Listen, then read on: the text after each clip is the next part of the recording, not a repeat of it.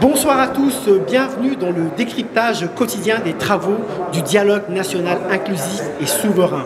Je suis Chérif Adoudouarty et vous êtes sur les réseaux sociaux de tchadinfo.com. Nous recevons deux invités sur notre plateau ce soir, à savoir Chérif Alachi Galma et Beyom Malo Adrien. Nous recevions hier soir sur le plateau du décryptage de tchadinfo.com sur le dialogue national inclusif Abderrahmane Djesnabaye qui présidait donc la commission paix, cohésion sociale et réconciliation nationale. Nous avons ce soir un autre membre de cette commission en la personne de Beyom Malo Adrien. Avec lui, donc, nous parlerons des différentes commissions et je lui poserai également la même question que j'ai posée hier à Abderrahmane Djesnabaye, à savoir la question sur le renouvellement de la classe politique. Bonsoir Beyom Malo Adrien, comment allez-vous? Je vais très bien et bonsoir à vous également. Vous êtes un des fondateurs du mouvement patriotique du salut. Exactement. Donc cela fait au moins 32 ans que vous êtes dans la vie politique tchadienne. Exactement. Aujourd'hui, je posais la question donc à votre collègue de commission hier, Abderrahmane Djesnabaye, sur la question du renouvellement de la classe politique. Oui.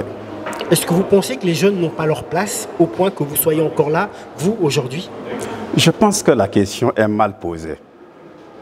Il n'est pas question soit de laisser la place à la jeunesse ou d'évacuer les vieux. Il est question des convictions et des projets sociétaux. Quand on milite dans un parti, c'est qu'on est convaincu d'apporter quelque chose, de transformer la société. C'est ainsi qu'on peut être militant d'un parti.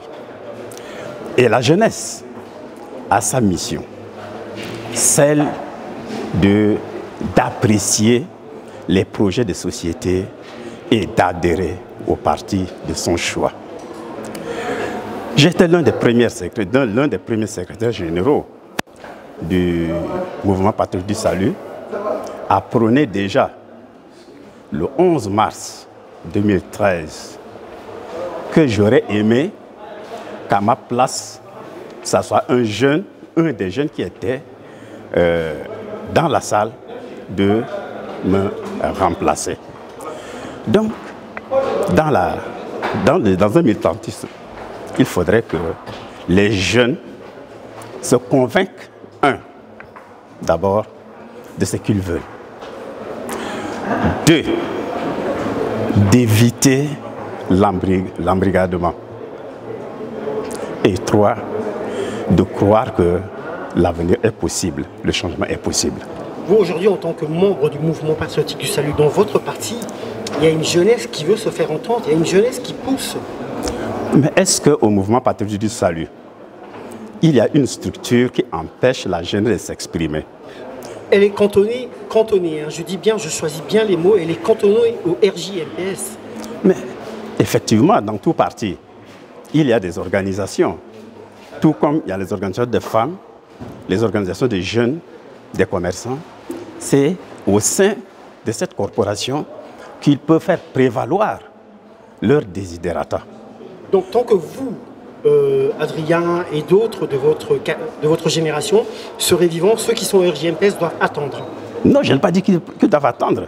Non, ils doivent prendre la place qui est la leur dans la gestion du parti.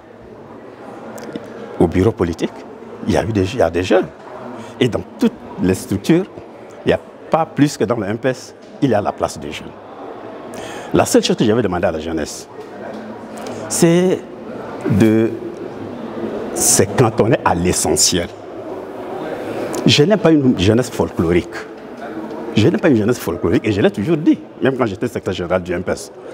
Il faudrait qu'il y ait une contribution objective pour le développement de ce pays. Il ne faut pas qu'il y ait le clientélisme. Or, la plupart de ces jeunes jouent au clientélisme. Et ça... Mais ils ont peut-être hérité ça de leurs aînés. Je ne pense pas. Il ne faut pas dire que tous les aînés sont des clientélistes. Je ne dis pas cela, mais aujourd'hui, comment dire, comme Bourdieu disait, les générations répètent ce qu'elles ont vu, tout simplement. Malheureusement, non. Malheureusement, non. il y a des jeunes qui sont sincères, qui veulent faire progresser ce pays, qui veulent amener leurs idées au changement. On sait aujourd'hui que notre pays donc, est peuplé d'une majorité de personnes de moins de 35 ans, donc les enjeux sont énormes par rapport à cette population. Oui. Disons que dans 10-15 ans, il y aura une dizaine de millions de personnes qui vont rentrer sur le marché de l'emploi. Qu'est-ce que cette commission prévoit concrètement par rapport à ces enjeux de société? La commission n'a même pas encore abordé le travail. N'a pas encore Vous abordé êtes un le membre travail. de la commission? Et je suis membre de la commission. Donc, dites-moi La commission n'a comment pas est-ce encore qu'on abordé le travail.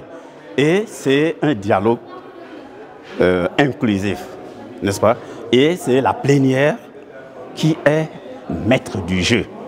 Donc tout ce qui peut se faire, c'est décider dans une commission, ne peut être exécutoire qu'une fois approuvé par la plénière.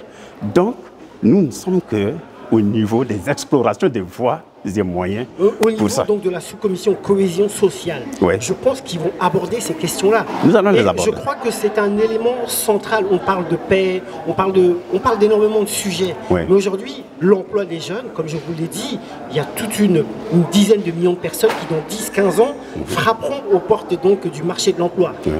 Voilà. Et je pense que c'est une des questions importantes à aborder. Comment l'aborderez-vous? Est-ce qu'il y a déjà des propositions dans les pré-dialogues, etc.? Non. La question de l'emploi des jeunes, elle est une question fondamentale. Parce que tant que cette question n'est pas résolue, nous ne pouvons pas résoudre le problème du terrorisme. Tant que ce n'est pas résolu, nous ne pouvons pas résoudre le problème du chômage. Bon, bref, c'est une question centrale. Mais nous n'avons pas de recettes préfabriquées. Nous n'avons pas de recettes préfabriquées. À partir des orientations que la conférence, le dialogue national inclusif et souverain aura dégagé, alors, quitte à ceux qui auront la charge, n'est-ce pas, de l'application de ces orientations, de les faire avec sincérité et clairvoyance. Mais au stade où nous nous trouvons, ce serait mettre la charrue avant le bœuf que de dire qu'il y a telle ou telle voie pour résoudre le chômage. Vous avez quand même 30 ans de vie politique derrière vous, Bayom Malo. Oui.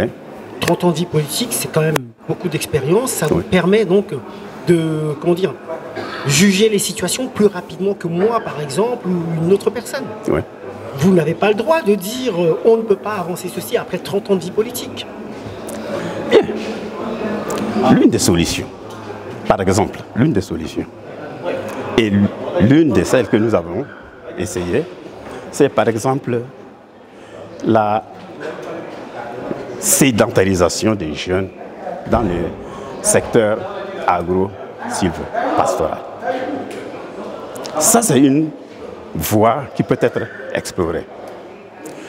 Nous parlons par exemple de la désertification. Si par exemple un gouvernement qui se respecte et qui dégage un budget conséquent avec un suivi normal pour ne reboiser que 10 à 5 hectares par an, où ces jeunes seront fixés, payés normalement, ça peut déjà être une solution. D'accord, c'est une des pistes. Une des pistes. Merci beaucoup, monsieur Bayom Malo Adrien. Merci bien.